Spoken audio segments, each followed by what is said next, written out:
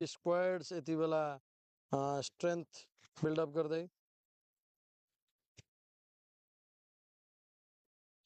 त्यो रिप्ले हेरेका थियौँ। What a beautiful delivery, त्यो कति राम्रो स्टार्टिङ थियो हरिकेशको। र यति बेला ट्रबलमा देखिँदै बुटोल डाइनामाइट्स 3वटा आफ्नो महत्त्वपूर्ण विकेटहरू गुमाइसकेको छ। मात्रै 4.1 ओभर र जितका लागि धेरै ठुलो यो खोल आवश्यक छैन। 57 रन्सको आवश्यकता यहाँ जितका लागि मात्रै 10 रन बनाउन सफल भएको छ। आफ्नो 3वटा महत्त्वपूर्ण विकेट गुमाइसकेको छ। ट्रबलमा देखिँदै चिन्तित देखिँदै बेला बुटोल डाइनामाइट्स पनि ह्याप्पी मुडमा एनर्जेटिक मुडमा देखिँदै सागरको पल्टन यहाँ पिटुकेरी squads.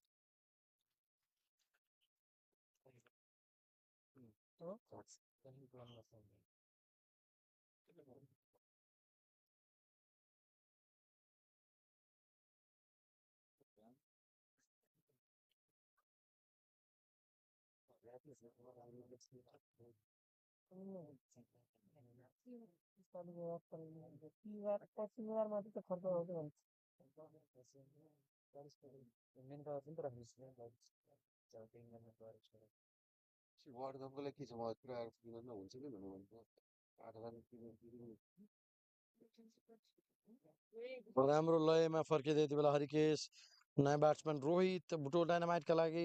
Tilottama premier, Tilottama cricket league, Tilottama cricket development committee यस्तो यो तिलोत्तमा क्रिकेट डेभलपमेन्ट कमिटीले यसअघि विगतका वर्षहरूमा तिलोत्तमा प्रिमियर लिग सिनियर लेभलको यो प्रदेशकै सबैभन्दा ठुलो franchise based auction based franchise based cricket tournament आयोजना गर्ने गर्छ।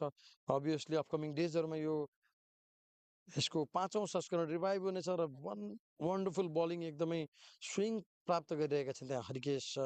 इन स्विङ प्राप्त गरेका छन्, बल एकदमै राम्रो बलिङ प्रदर्शन त्यहाँ देख्न सक्नुहुन्छ। वाट अ स्विङ र यो राम्रो बलिङको प्रदर्शन यहाँ बलर्सहरूबाट राम्रो कन्ट्रिब्युट गरिरहेका छन्। पिटुकेडी स्क्वाड्स वन्डरफुली खेलिरहेका छन्।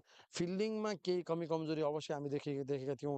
त्यो 2वटा किपरबाट मिस र केही फिल्डिङमा मिसफिल्ड्सका कारण 10 रन यति बेला एकदमै चिन्ताजनक देखिँदै बुटोल डाइनामाइट।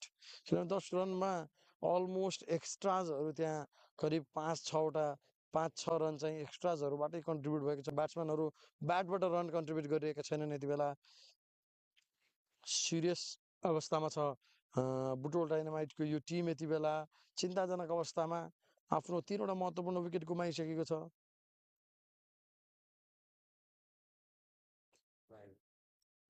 हरिकेश फेरि स्ट्राइक गरेका छन्, त्यहाँ बल क्यारी गर्न सकेन उनीसँगै।